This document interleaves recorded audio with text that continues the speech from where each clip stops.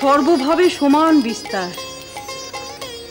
ঋষিদের শান্ত ভাব, শ্রী হনুমানের দাস্য ভাব, ব্রজের রাখালদের সখ্য ভাব, মা যশোদার বাৎসল্য ভাব, শ্রীমতীর মধুর ভাব, সবের মিলিত আধার এমন কি দেখা যায়? ভক্তি রসামৃত সিন্ধু বলছেন, পবিত্র সত্যগুণ দ্বারা আত্মা বিশেষীকৃত হয়। তখন প্রেমরূপ আদিত্য তেজের সাম্যভাব পরিগ্রহণ করে। তার রুচি শক্তির প্রভাবে হৃদয় নির্মল হলে তাকে বলে ভাব। এই ভাব যখন শেষ অথবা চরম পর্যায়ে পৌঁছয় তাকে বলে মহাভাব। শ্রী চৈতন্য মহাপ্রভু এই মহাভাবের অধিকারী ছিলেন। আমার স্থির বিশ্বাস, আমাদের আজকের এই সভা যে নবীন সন্ন্যাসীকে নিয়ে, তিনিও এই মহাভাবেরই অধিকারী।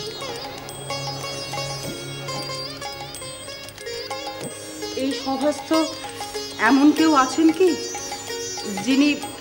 যিনি আমার এই মত খণ্ডন করবেন? পণ্ডিত প্রহর বৈষ্ণবচরণ, আপনি যদি ভিন্ন কোনো মত পোষণ করেন তাহলে এই সভায় তা ব্যাখ্যা করুন। আপনি বসুন মা।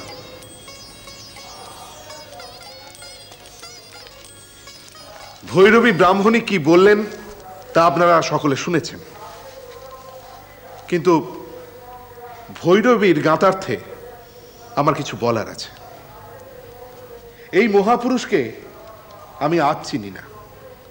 আজ থেকে অন্তত 3 বৎসর পূর্বে পানিহাটি মহোৎসবে আমাদের পরিচয়।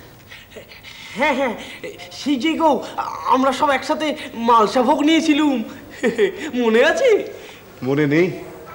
সেই দিনই তো সমগ্র বৈষ্ণব সমাজ তোমার মধ্যে চৈতন্যের প্রকাশ দেখেছিল। ওমা, শুনেছ? ও, এখন বুঝি কথা কইতে নেই? এক্ষুনি ভৈরবী মা যে মহাভাবের কথা উল্লেখ করলেন, ভক্তিশাস্ত্র অনুসারে তা হল 19টি প্রধান প্রধান ভাব বা অবস্থার সম্মিলন। এ পর্যন্ত এই মহাভাব কেবলমাত্র মহাভাবময়ী শ্রীমতী রাধিকা এবং শ্রী চৈতন্য মহাপ্রভুর মধ্যে পরিলক্ষিত হয়েছে।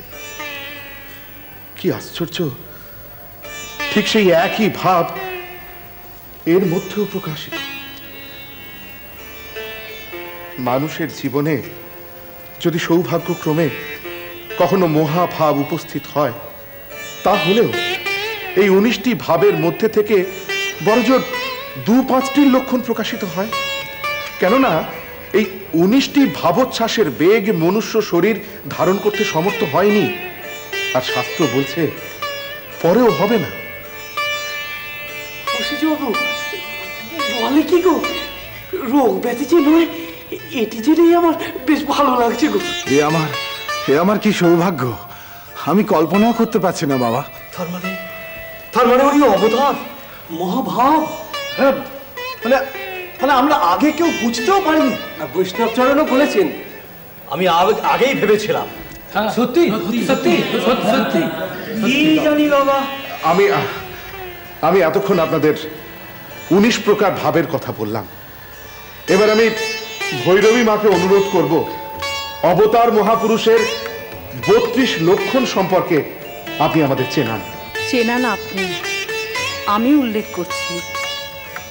5টি অঙ্গ দীর্ঘ, 5টি অঙ্গ সূক্ষ্ম, 7টি অঙ্গ রক্তবর্ণ, 6টি অঙ্গ উন্নত, 3টি অঙ্গ হ্রস্ব, 3টি অঙ্গ বিস্তীর্ণ, 3টি গম্ভীর। যথার্থ দীর্ঘ অঙ্গ, নয়ন, নাসিকা, হনু, বাহু এবং জানু। সূক্ষ্ম অঙ্গ, ত্বক, কেশ, অঙ্গুলি পর্ব, দন্ত, রোম। রক্তবর্ণ, নয়ন প্রান্ত, করতল, চরণতল, ওষ্ঠাধার, জিহ্বা, তালু, উন্নত বক্ষ, স্কন্ধ, নখ, নাসা, কোটি ও মুখ। বাকি বাকি রস, বিস্তীর্ণ, গম্ভীর, সব সব মিলে যাচ্ছে, ঠিক ঠিক যেমনটি আছে, যেমনটি আছে।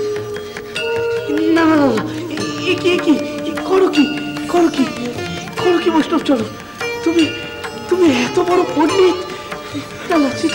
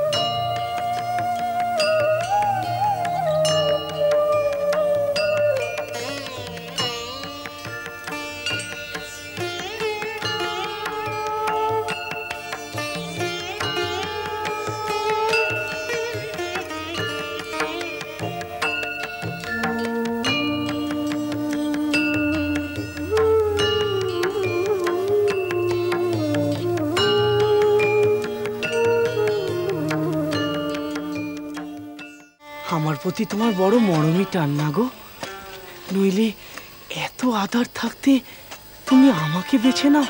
এ তুমি কি বললে বাবা? আর সব আধার আর তুমি কি এক? তুমি এখনো নিজেকে চেনোনি বাবা। সাধ করে আমি তোমার গুরু হতে চাইনি বাবা। যোগ্য অধিকারীকে শিক্ষাদানের যে তৃপ্তি, তা পরম আরাধ্যকে সংসর্গে পাবার মতো। আমি কথা দিচ্ছি, আমার আজীবন সাধ্যায় আর তপস্যার ফল আমি তোমাতেই অর্পণ করব। কিন্তু প্রতিদানে আমি তোমার কাছে একটা জিনিস চাইব। বলো মা। গুরু দক্ষিণা, তোমার ত্রিবিধ ভাবের সমষ্টি, তোমার ভক্তি, বিশ্বাস আর নির্ভরতা। শ্রীরাম